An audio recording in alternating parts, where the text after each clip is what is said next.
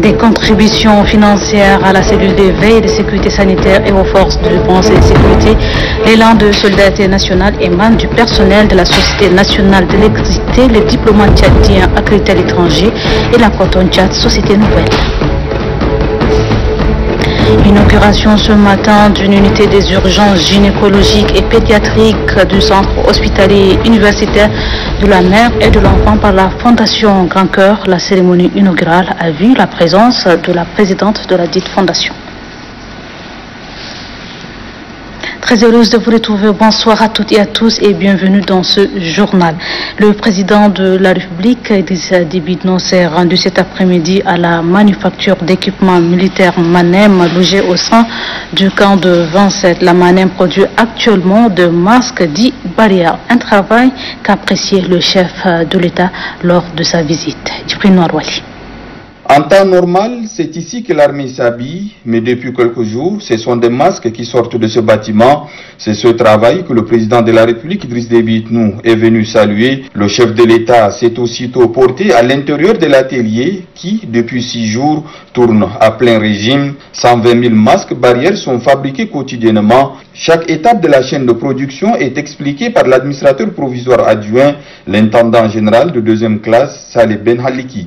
La matière première, la coupe, l'assemblage sont réalisés selon les normes sanitaires, a-t-on précisé au président de la République qui n'a pas manqué de poser des questions et faire des remarques sur la conduite des travaux. Les besoins de l'armée étant déjà satisfaits, il faut désormais produire pour la population. L'État prendra en charge. La production doit doubler, a-t-il instruit. Par conséquent, le temps de travail va aller à 12 heures par jour, contrairement à 8 actuellement, laisse entendre l'administrateur adjoint de la Manem. Avant de quitter les lieux, le président de la République, Idriss Déby Itno, s'est renseigné sur l'évolution des travaux de construction des nouveaux locaux de la Manem.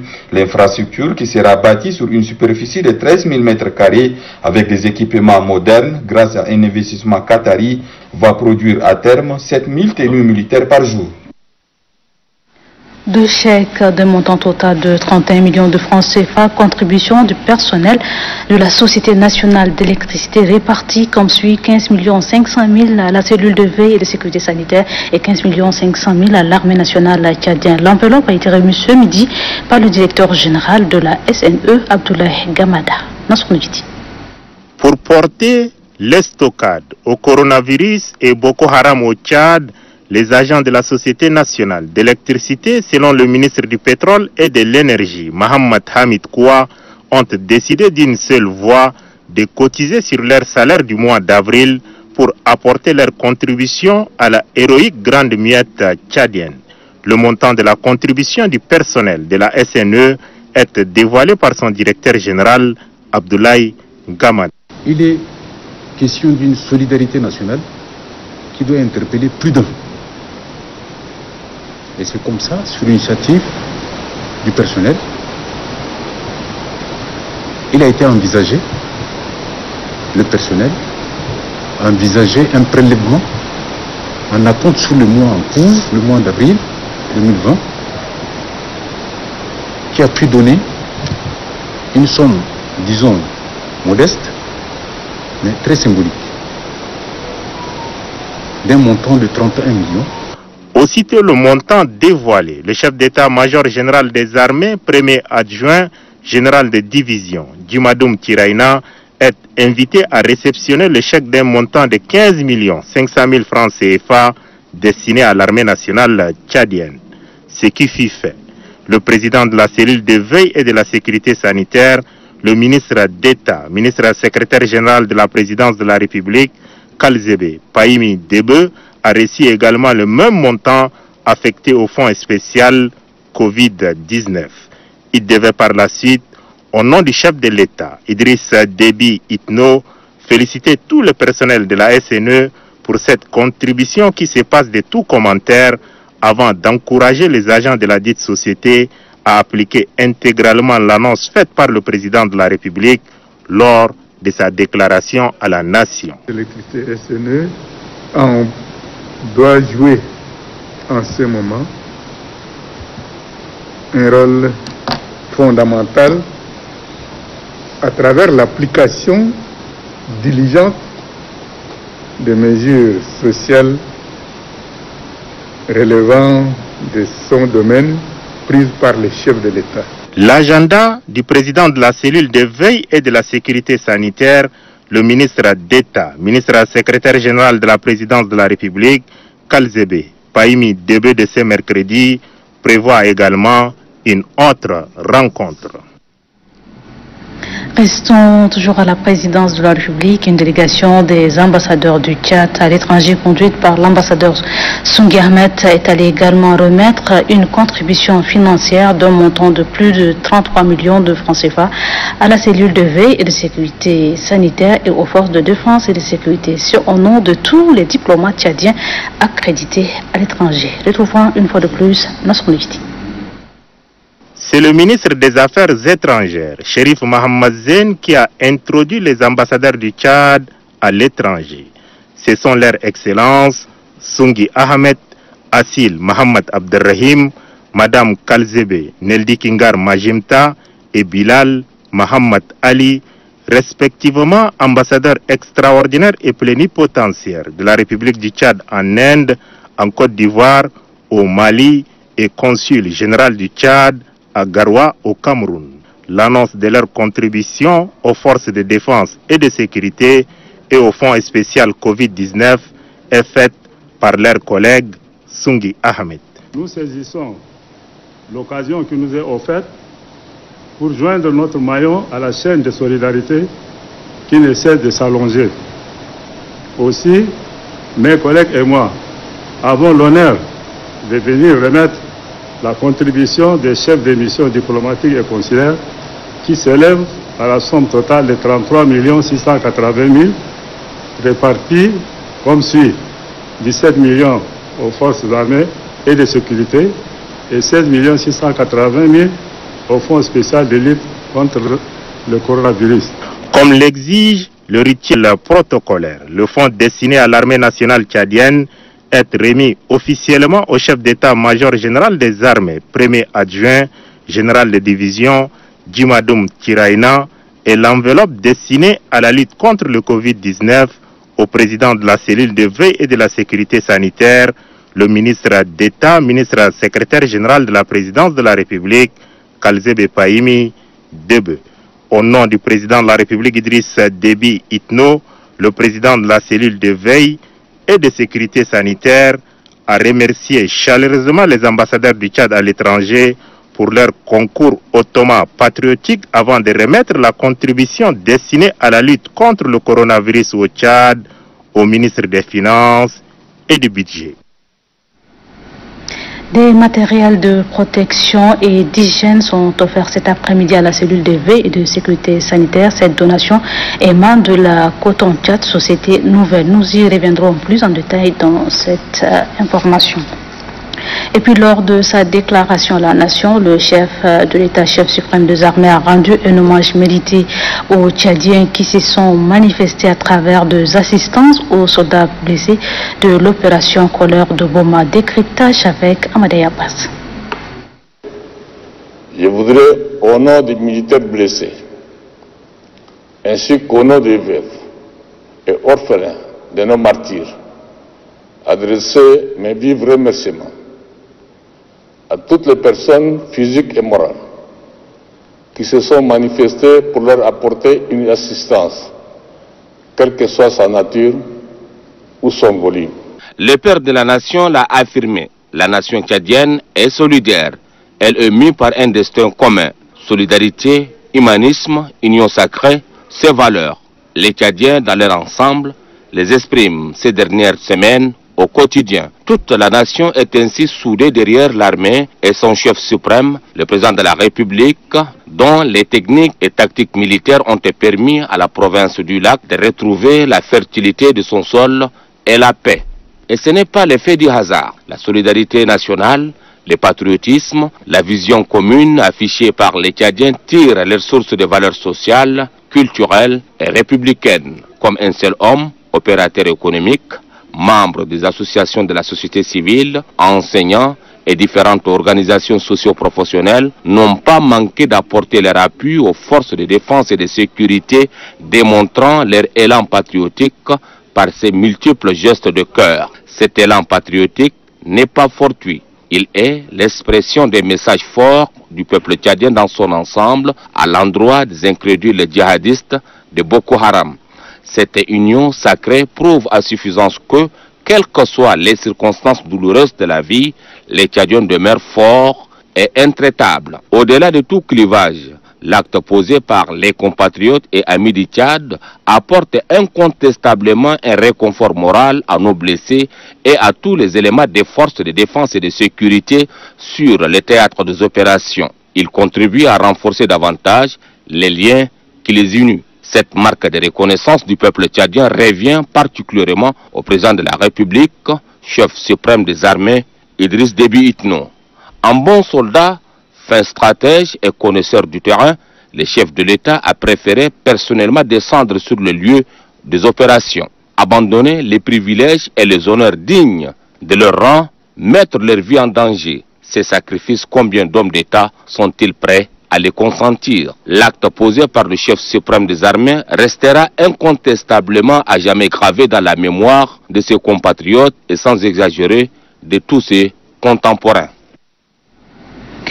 Inauguration ce matin d'une unité des urgences gynécologiques et pédiatriques du centre hospitalier universitaire de la mère et de l'enfant par la Fondation Grand Cœur.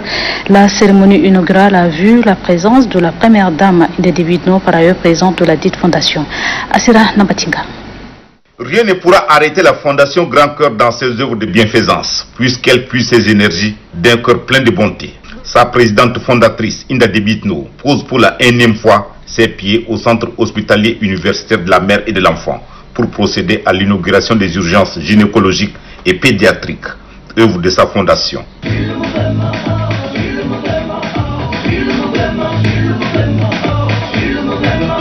Du souffle nouveau pour le centre hospitalier universitaire de la mère et de l'enfant et le couple mère-enfant. Le joyau, qui dispose de 95 lits, comprend un service d'accueil, des salles de consultation gynécologique et pédiatrique, des salles de mise en observation, une salle avec 5 boxes d'accouchement, un laboratoire, une pharmacie, un bloc opératoire avec 2 salles d'opération, un service de radiologie, 2 bureaux pour médecins et infirmiers, des salles pour le staff et des magasins. Ce qui pousse le directeur général de cette formation sanitaire, Dr Mamad Nour Abakar, à rendre de vibrants hommages à la première dame Ida Déby Itno, la géniale conceptrice de la Fondation Grand Cœur, pour tous les appuis apportés à son établissement. Pour la secrétaire générale de la Fondation Grand Cœur, Abiba Saoulba, la construction de ces urgences est l'un des plus grands projets réalisés par son organisation. Il y a de cela 9 mois, nous avons posé la première pierre qui a marqué le début des travaux pour la construction de ce bâtiment, qui a une autonomie fonctionnelle et adaptée aux normes internationales. Ce bel édifice que nous inaugurons aujourd'hui est la fierté de la Fondation Grand Cœur.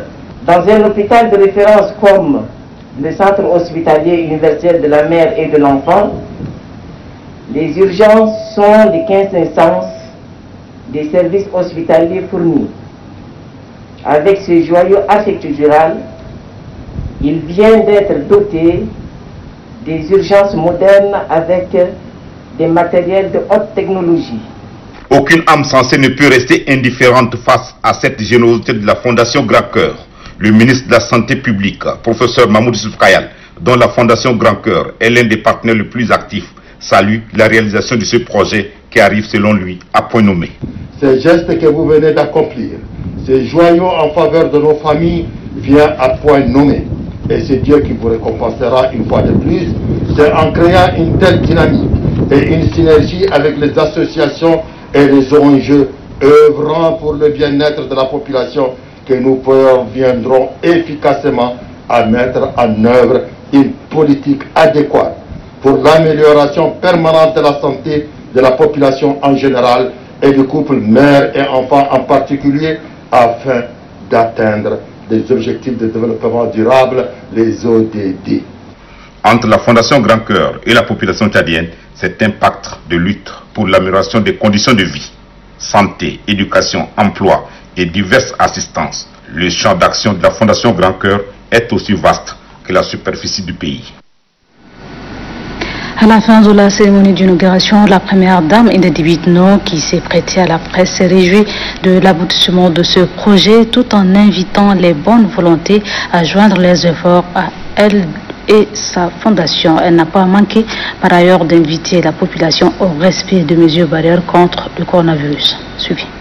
L'hôpital mère et enfant, qui est un très grand hôpital de presque 200 lits, a une urgence digne de ce nom. Une urgence gynéco-pédiatrique qui a été construite, en quelque sorte offerte et même équipée à 70% par la Fondation Grand Cœur. Donc aujourd'hui, en tant que mère, je suis comblée, je suis satisfaite de ce travail et je dirais qu'enfin mes sœurs peuvent venir aux urgences, peuvent venir accoucher dans de bonnes conditions et répartir, parce que qui dit urgence ne veut pas dire vraiment rester 4 à 5 jours de plus dans ce joyau, dans cette urgence-là. Et je profite aussi de votre micro pour lancer un appel à tous les partenaires du ministère de la Santé de venir nous aider à équiper ne serait-ce que le 30% du matériel qui manque, parce que faire déménager une équipe de l'interne, lui dire qu'on a une urgence, venez travailler, et avec vraiment des anciens, en quelque sorte, équipements, c'est pas digne.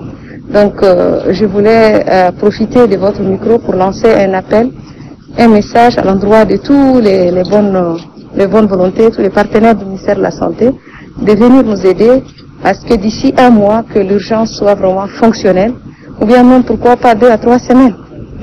Si on s'y met, je pense qu'on peut y arriver. Je voulais aussi profiter de votre micro pour demander à toute la population tchadienne, je leur conseille le port de masque en cette période de pandémie du Covid-19 et je leur demande de respecter vraiment les consignes données par le gouvernement tchadien. Donc à toutes mes sœurs, à tous mes frères, en tant que votre sœur et votre mère, je vous conseille le port de masque en cette période. Je le disais, de matériel de protection et d'hygiène sont offerts cet après-midi à la cellule de veille et de sécurité sanitaire. Cette donation émane de la Coton Tchad Société Nouvelle.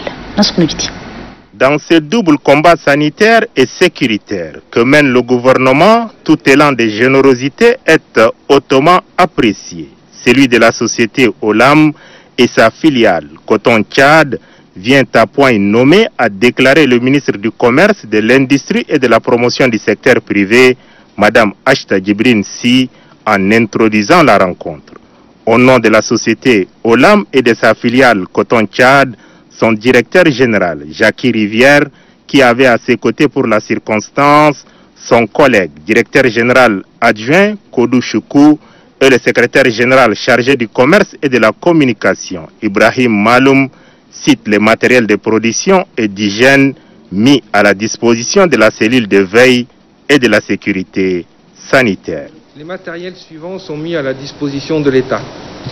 80 cartons de gel hydroalcoolique, 60 cartons de masques chirurgicaux, 3 cartons de masques FFP2 KN95, 50 cartons de combinaisons isolantes, 2 cartons de thermomètres électroniques. En sus de ces équipements, la Coton Tchad est en train de distribuer dans les 7 régions où elle opère les produits suivants.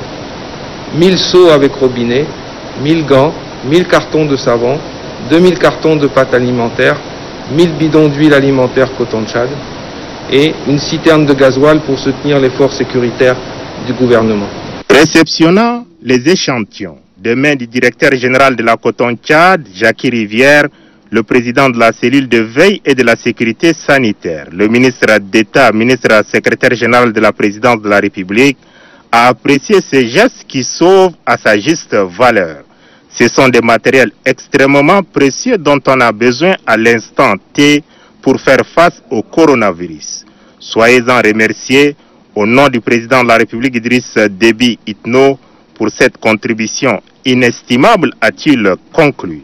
Le chef d'état-major général des armées, premier adjoint, général de division, Djimadoum Tiraina, a exprimé toute sa gratitude aux ambassadeurs du Tchad, au personnel de la SNE et de la Coton Tchad, Société Nouvelle. Ce don se situe comme suit. La représentation nationale du Tchad à l'étranger a apporté à l'armée nationale un fonds de 17 millions de francs CFA et la Société nationale d'électricité a apporté un don d'un montant de 15 millions 500 000 francs et la Coton Tchad a mis à la disposition de l'armée 2 citernes de 36 000 litres de gasoil au profit des forces de défense et de sécurité en lutte contre l'enlevineuse Boko Haram dans le bassin du lac Tchad. Nous disons à ces entités merci pour leur contribution en faveur de nos forces de défense et de sécurité. Aussitôt le matériel de protection et d'hygiène réceptionné, le ministre d'État, ministre secrétaire général de la présidence de la République, Kalzebe Paimi Debe, a ordonné leur transfèrement aux entrepôts de la centrale pharmaceutique. Dans le cadre de l'évolution de la situation du Covid-19, le porte-parole de la commission civile de veille, Chérif Baladine, a présenté le bilan à travers une communication du ministère de la Santé publique. 7 nouveaux cas ont été inscrits. Suivi. Communiqué numéro 17 du ministère de la Santé publique. Le ministère de la Santé publique informe l'opinion nationale et internationale qu'en date du 22 avril 2020, la situation de la maladie à coronavirus Covid-19 au Tchad se présente comme suit. 68 échantillons analysés, 7 nouveaux cas confirmés, 32 malades sous traitement, 8 patients guéris, 0 décès. L'état de santé des patients pris en charge est stable. Depuis le 19 mars 2020, pour l'ensemble du pays, il a été enregistré 40 cas de Covid-19, dont 35 de sexe masculin et 5 de sexe féminin. Par ailleurs, le ministère de la Santé publique rappelle une fois de plus au respect strict des mesures barrières et informe la population que la continuité des soins est assurée dans tous les hôpitaux malgré l'instauration du couvre-feu. Le numéro vert 1313 reste ouvert pour faciliter la mise à disposition des ambulances. Le coronavirus prend une proportion inquiétante dans le monde. Le gouvernement tchadien a pris des mesures pour freiner la chaîne de contamination, fermeture des frontières, des écoles, de marchés et bien d'autres en cette période où les activités sont au ralenti. L'école supérieure de sciences de gestion Pierre-Elliott Trudeau a initié une plateforme pour dispenser les cours à distance en cette période pandémique. Le lancement de cette plateforme a lieu ce matin. Le point avec Vareledj. L'école supérieure des sciences de gestion Pierre-Elliott Trudeau, dans ce contexte de crise sanitaire, opte pour une stratégie pour la poursuite des activités académiques. Il s'agit de la mise en place d'une démarche engagement qualité à assurer la continuité de ces activités. Cette approche fait suite aux mesures sanitaires prises par le gouvernement relatives à la fermeture des portes des institutions d'enseignement sur l'ensemble du pays. Il s'agit de la mise en place d'une plateforme e-learning pour dispenser les cours à distance. Cette plateforme fournit également des informations sur l'étudiant. La présente cérémonie qui nous réunit ici est une suite logique de la recherche effrénée de la qualité dans la formation que nous donnons ici. Il s'agit en fait du lancement de la plateforme e-learning qui est un enseignement à distance en vue de rattraper les heures perdues à cause de la pandémie du Covid-19. Du côté des étudiants, cette plateforme est un offre de soulagement. En toute sincérité, nous avons accueilli la plateforme avec beaucoup d'enthousiasme. Parce que c'est à nous de chercher, c'est une bonne initiative c'est de trouver tous les temps perdus que nous avons fait, parce qu'à peu près, vu la situation du Covid-19, représentant le ministre de l'Enseignement supérieur, de la Recherche et de l'Innovation, le directeur de la Recherche et de l'Innovation a apprécié cette initiative. L'École supérieure des sciences de gestion est le premier établissement privé d'enseignement supérieur à se lancer dans la formation à distance comme une réponse au coronavirus. C'est une initiative qui mérite d'être saluée et d'être encouragée. La plateforme e-learning est un challenge car elle permet à l'institution d'aider les étudiants à approfondir les connaissances dans les nouvelles technologies de l'information et de la communication. Une délégation du bureau politique national du MPS, conduite par le chef de file Bichara Abdrahmane Moussa, entame une campagne de sensibilisation sur la prévention du Covid-19, occasion pour le chef de la mission de faire un don de vivres et non-vivres à la population du département de Dourbaly. Le point avec Ali Ibrahim Suleiman. La lutte contre la pandémie du Covid-19, on n'en parlera jamais assez. Dans la province du Chari-Bagrimi, Bichara Abdrahmane Mukhtar, membre du bureau politique national du mouvement patriotique du salut, joue sa partition en lançant une campagne de sensibilisation de masse dans le département de Dourbaly. Il s'agit par cette campagne d'amener la population à respecter les gestes barrières édictés. Face à cette crise sanitaire, ce cadre politique a également volé au secours de couches vulnérables en leur remettant des vivres et des non-vivres. Le maire de la ville de Maï Aïch, Hassana Adoum, et celui de Dourbaly, Bichara Akhaï, remercie Bichara Abdrahmane Mukhtar, membre du bureau politique national du mouvement patriotique du salut, pour ses gestes humanitaires. À Dourbaly, tout comme à Ligna, Maï Aïch et Bougoumen, les autorités administratives ont rassuré la délégation du bureau politique national de la bonne répartition de ce don. Voudrais-je, par cette même occasion, vous rassurer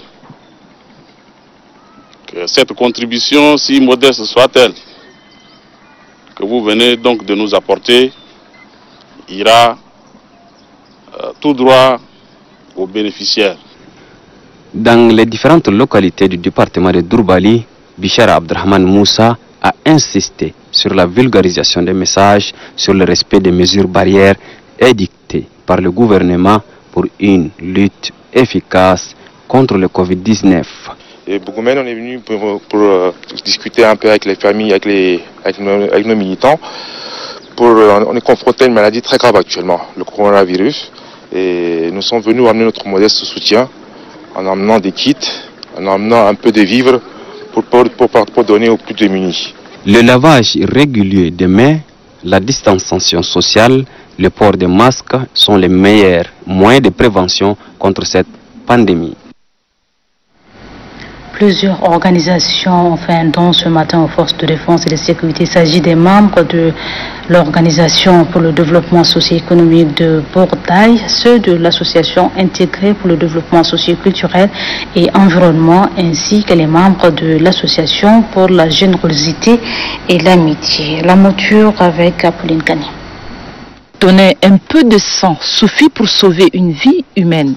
Face à la situation des forces de défense et de sécurité, blessées pour une cause juste, débarrasser les îles du lac Tchad des éléments de Boko Haram pour que la population vive dans la quiétude, des couches socio-professionnelles ne sont pas restées insensibles.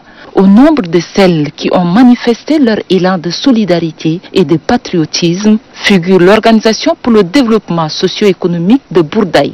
Cette organisation des fils de la province du Ouadaï ont fait un don de sang à ces forces de défense et de sécurité. Le président de l'ODES situe davantage le sens du geste. Nous, membres du bureau exécutif de l'association de développement pour le développement socio-économique du canton Bourdaï, pour faire un don de sang pour sauver, pour apporter notre contribution dans la lutte que mènent nos forces de défense et de sécurité, et également pour que les blessés qui sont aujourd'hui dans les hôpitaux reçoivent également notre petite contribution du sang que nous apportons aujourd'hui pour pouvoir guérir et recouvrer la santé afin de pouvoir continuer à nous défendre l'intégrité territoriale de notre pays. Le don de sang est un acte de solidarité par excellence, car donner son sang, c'est sauver une vie. L'Association des intègres pour le développement socio-culturel et environnement vient assister les forces de défense et de sécurité en faisant un don de sang pour sauver la vie des vaillants soldats blessés au front pour une cause noble et juste. Nous sommes venus donner du sang, le don du sang, à l'endroit de nos vaillants soldats tombés sur le champ de guerre. Et en même temps, non seulement qu'on se limite dans ça, à l'endroit de nos femmes, nos sœurs, nos mamans qui meurent suite à l'accouchement. Même geste du côté des membres de l'association pour la générosité et l'amitié des jeunes intègres Adadji. Par ce don de sang, les membres de cette association de la société civile expriment leur reconnaissance et manifestent leur soutien et solidarité aux vaillants soldats blessés lors de l'opération Colère de Boma qui a été un succès total. Toutes ces organisations et associations ont appelé les autres Tchadiens à plus de soutien à l'armée nationale résolument engagée dans la lutte contre le terrorisme et pour la défense de la patrie. D'autres organisations socio-professionnelles se sont rendues ce matin à l'état-major et à l'hôpital militaire d'instruction pour soutenir l'armée nationale. Dame Gujoelitni. 500 kg de semences de riz. C'est la contribution de la Ligue des journalistes pour la promotion de l'agriculture pour soutenir les forces de défense et de sécurité. Selon le président de la dite Ligue, Adam Ibrahim Tété, cette quantité de semences permettra au génie militaire de produire du riz en quantité pendant la campagne agricole. Cela pourra également contribuer à l'autosuffisance alimentaire de l'armée et permettra surtout d'assurer, selon lui, la prise en charge des veuves et orphelins des martyrs tombés lors des attaques contre Boko Haram. L'association Ajmal Al-Helwin pour le bien-être des jeunes et des femmes n'est pas du reste dans cette manifestation de solidarité de la population avec son armée. Un don de vivres et de non-vivres est remis par cette organisation caritative féminine. Notre association Ajmal Al-Helwin a décidé de contribuer en faisant un don de vivres au nom des veuves et orphelins de nos frères tombés au combat. L'association des vendeurs de poissons du lac n'a pas failli à cet élan de solidarité. Des cartons de poissons fumés sont mis à la disposition des militaires en opération dans le lac. Merci à vous de faire un travail impeccable sous la clairvoyance du chef de l'État Idriss Déby Itno, qui vous a vraiment donné le moral haut pour chasser le Boko Haram sur le territoire national. À l'hôpital militaire d'instruction, les vendeuses de poissons du marché Al-Fara et l'organisation des pêcheurs font parler de leur cœur. Des poissons frais sont remis aux militaires blessés lors de l'attaque de la nébuleuse Boko Haram dans le lac. Nous encourageons le chef de l'État et les forces de défense de sécurité, toujours vigilants par assurer la sécurité de leurs compatriotes. Que Dieu protège notre président Idriss Déby Itno. Les femmes ressortissantes du Grand Canem sont venues elles aussi exprimer leur compassion aux forces de défense et de sécurité. Pour elles, l'engagement des vaillants soldats dans le combat contre les forces du mal mérite la reconnaissance de toutes les couches sociales, raison pour laquelle elles apportent des dons de vivres et de non-vivres. Vous, armée tchadienne, vous faites la fierté de toute l'Afrique entière. Vous ne faites pas seulement la fierté du Tchad. C'est grâce à vous qu'on a la paix et la tranquillité. Nous prions le Seigneur pour qu'il vous guide dans votre noble mission. Pour ce geste patriotique et de solidarité, le directeur adjoint de l'hôpital militaire d'instruction, Mouktar Fatalbab, et le chef d'état-major général des armées, deuxième adjoint, le général Toufa Abdoulaye Issa, expriment leur reconnaissance à ces différentes organisations. Les cadres de COUS et de la Coton Tchad Société Nouvelle ont remis des dons en vivres et non-vivres à la délégation sanitaire et aux forces de défense et de sécurité de la province du Logone oriental. C'est le gouverneur de la dite province qui a réceptionné ces dons. Ali Haki. La solidarité en faveur des agents de santé et les forces de défense et de sécurité dans la lutte contre le coronavirus dans la province du Logone oriental ne faiblit pas. C'est pour galvaniser ces agents que le cadre du département de Kou-Est, à leur tête le préfet du dit département, Abakar Jime Haliki, et la Coton Tchad, Société Nouvelle, ont remis des dons en vivres et non-vivres. Les cadres de Kou-Est ont apporté des dons composés des sacs de riz, des bidons d'huile, des sacs de sucre et de 16 têtes de mouton. Quant à la Coton Tchad, Société Nouvelle, son appui est composé de gants lactès, des cartons de pâtes alimentaires et de 1000 litres de gasoil. Abakar Jime Haliki, préfet du département de Kou-Est, et Ndjetene Jacob, représentant le directeur général de la Coton Tchad, Société Nouvelle, se sont succédés pour féliciter le président de la République pour avoir infligé une lourde défaite à la nébuleuse secte Boko Haram et au gouverneur du Logone oriental pour son combat contre le coronavirus. Pour le gouverneur de la province du Logone oriental, Moussa Haroun Turgo, la double lutte que mène le chef de l'État, Idriss Déby Itno, contre la pandémie du Covid-19 et la secte Boko Haram mérite le soutien du peuple tchadien. Si la secte Boko Haram, après l'accusante défaite lors de l'opération Colère de Boma, ne constitue plus un danger imminent pour le pays, ce n'est pas le cas du coronavirus. C'est pourquoi Moussa Haroun Turgo invite toute sa population au respect strict des mesures prises afin de faire obstacle à cette pandémie. Dans la province du Moïchari, la localité de Sido Bemaji, dans la grande Sido, est dotée d'un thermoflage et des kits de lavage de mains. Le gouverneur de la province a fait le déplacement pour la remise de ce don. Laurent Valéry. Djiber Younous, président du comité provincial de veille contre le Covid-19 du Moyen-Chari, justifie son déplacement à Sido par le fait que le Tchad fait frontière avec la République centrafricaine. Et donc, malgré la fermeture de cette frontière et compte tenu de sa longueur, il y a risque de pénétration clandestine.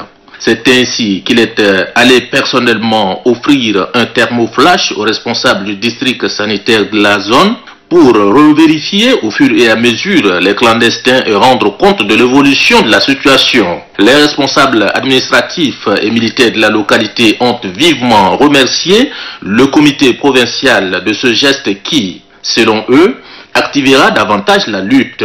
Ils ont promis la stricte gestion de cet appareil et de ces matériels afin que Sido soit épargné de cette maladie. Ils plaident qu'il soit de temps en temps renforcé techniquement, matériellement et financièrement. Ils sont remis respectivement au camp militaire de Sido et au comité sous-préfectoral de Sido. Dans le Tibesti, le gouverneur Abdraman Ali Mahamad, accompagné d'une délégation, s'est rendu à Zouar, dans le département de Our, à la frontière Tchad-Libye. Le Niger va mettre en place une équipe médicale et renforcer le dispositif sécuritaire. Tel est l'objet du déplacement. Ce convoi, conduit par les forces de défense et de sécurité, comprenant une équipe médicale et avec à sa tête le gouverneur de cette circonscription administrative, Abdraman Ali Mahamad, a pour destination Zouar, chef-lieu du département de Our à la frontière Tchad-Niger et Libye. Face à la dangerosité de la pandémie du coronavirus et dont le Tchad a notifié plusieurs cas, les autorités provinciales du Tibesti traduisent en actes les orientations des plus hautes autorités. Au niveau de ces différentes frontières, le gouverneur propose deux solutions afin de faire face au Covid-19. Il s'agit bien évidemment du renforcement en nombre d'effectifs, les éléments des forces de défense et de sécurité pour le contrôle des frontières et de la mise en place d'un personnel médical qui sera doté des matériels performants.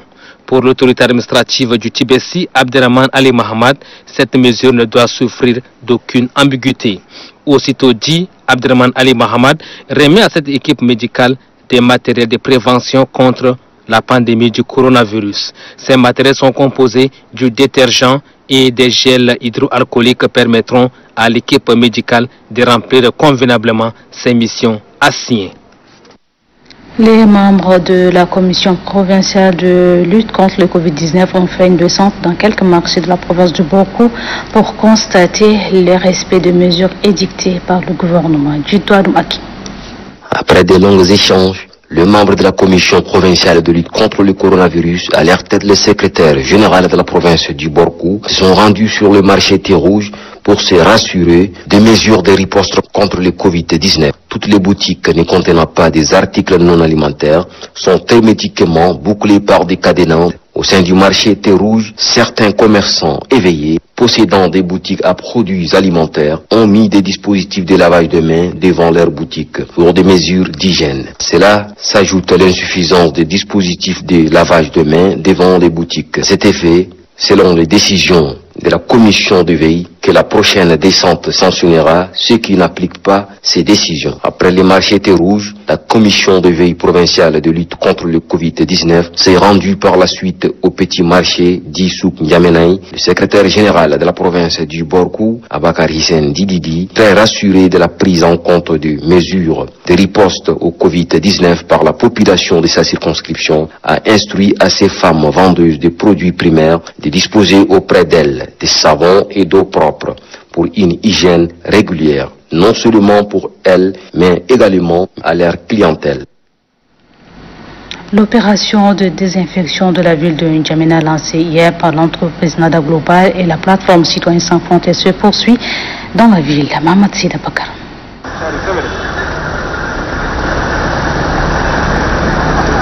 Le marché de Dembe a été le point de départ de l'opération en cette journée du mercredi.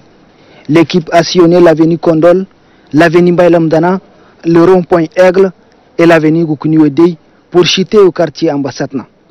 Tous ces artères ont été désinfectés dans le but de protéger la population du Covid-19. Vraiment ravi de la déclaration de son Excellence, Monsieur le Président Idriss Déby Itno. C'est cette déclaration qui m'a encouragé vraiment et encouragé le jeune et encouragé tous les Tchadiens de s'élever ensemble et de combattre cette pandémie qu'on appelle le Covid-19. Et nous sommes là aussi, le jeune, à accompagner cette période de crise. L'élan citoyen des jeunes a suscité un sentiment de satisfaction du chef de service de l'assainissement et santé de la mairie de N'Djamena.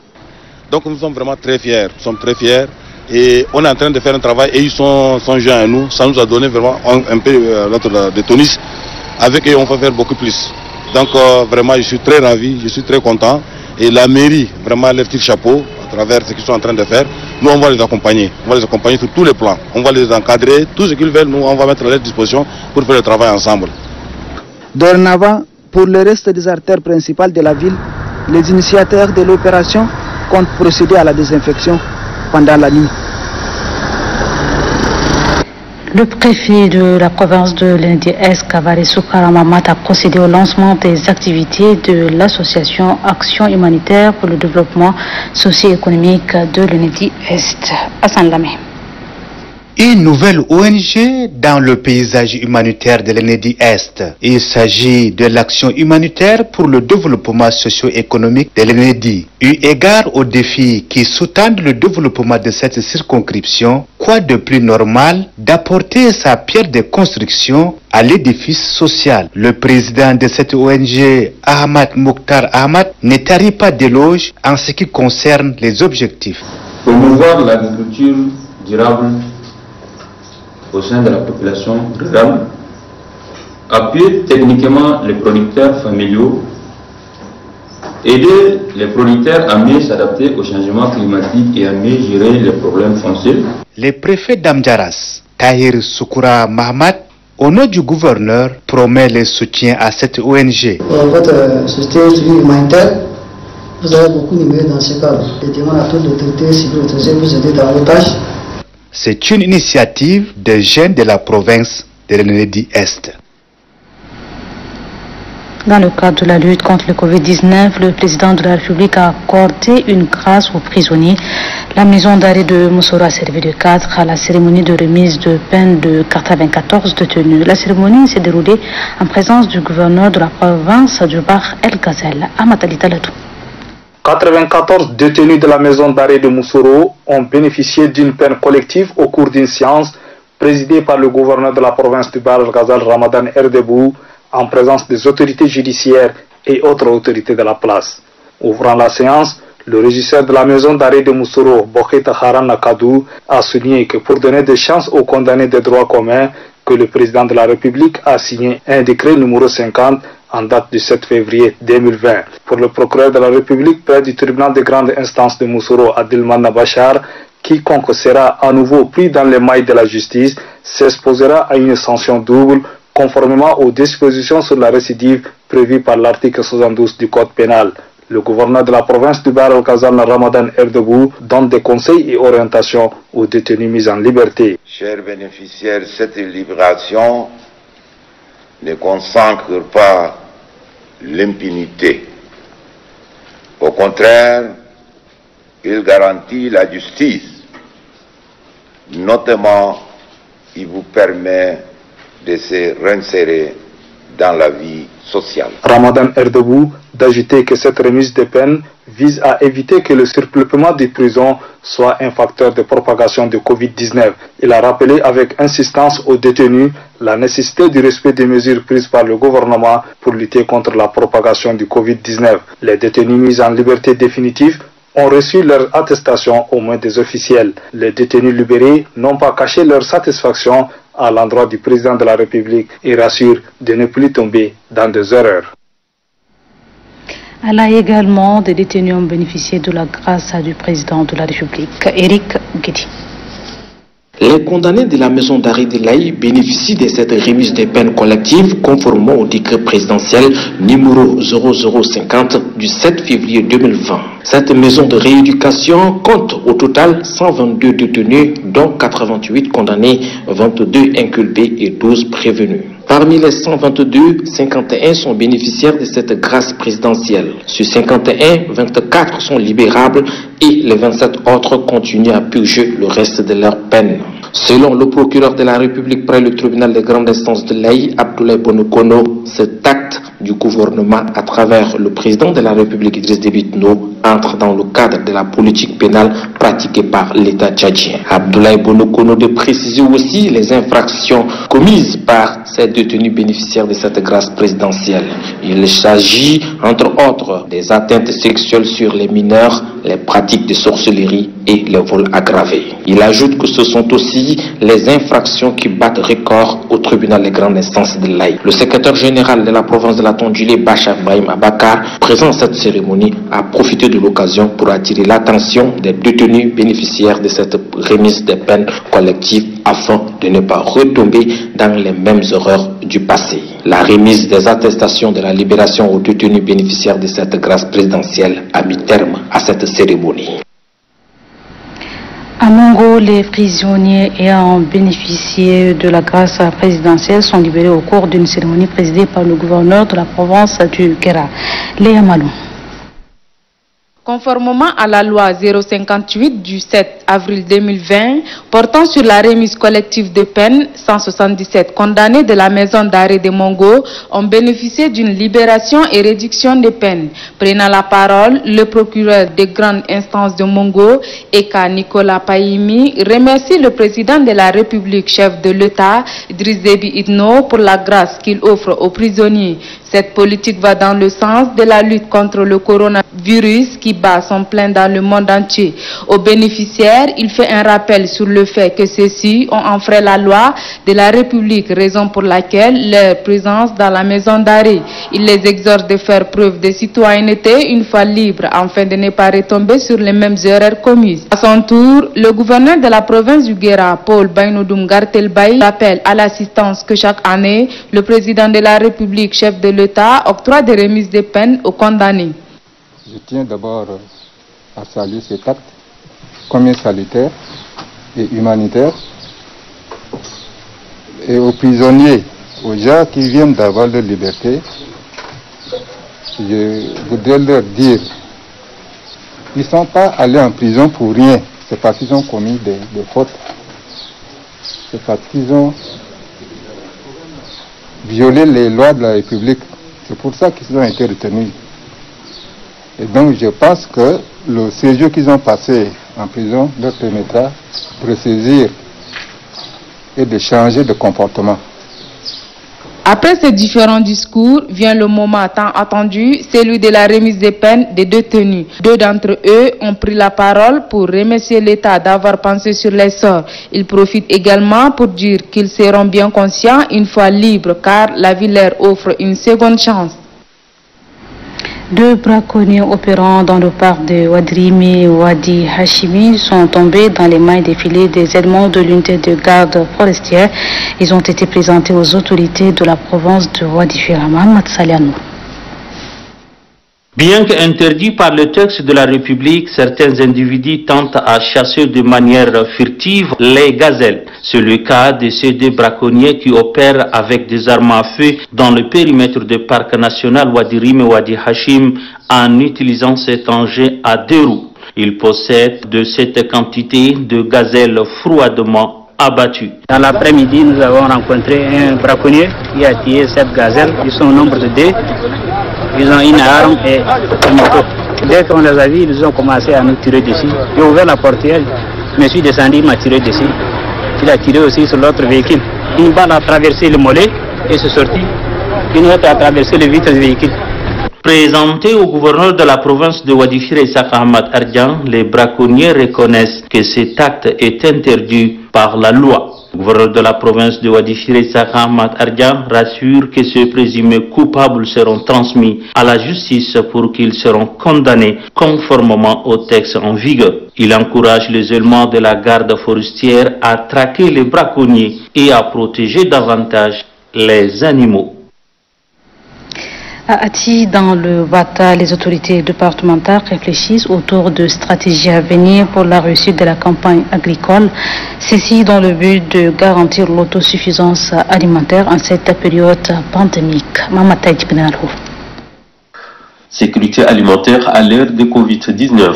Le Bata Ouest adopte une approche participative impliquant tous les chefs de services civils et militaires. L'initiative du préfet Fatima Boukar Kosei, qu'elle a expliqué devant les chefs des cantons, les chefs de services civils et militaires et les responsables de l'ANADER, vise à réduire l'impact de la pandémie sur la sécurité alimentaire de la population. L'idée consiste à mettre à la disposition de tous les chefs de services des partiels cultivables pour que cette année, le Bata Ouest ne soit pas dans le besoin d'importer des vivres comme dans le passé. C'est pourquoi le préfet instruit les 4 chefs de canton de ces départements à faciliter l'accès à la terre aux demandeurs et à l'ANADER de soutenir techniquement et avec des tracteurs cette opération. Elle a par l'occasion appelé tous à être vigilants sur les litiges fonciers et les conflits entre agriculteurs et éleveurs. Les intervenants, à savoir les sous-préfets, les chefs de canton et les techniciens de l'ANADER, se disent favorables à l'idée et promettent de faire en sorte que le coronavirus ne soit pas un facteur d'insécurité alimentaire. Et justement, à propos du coronavirus,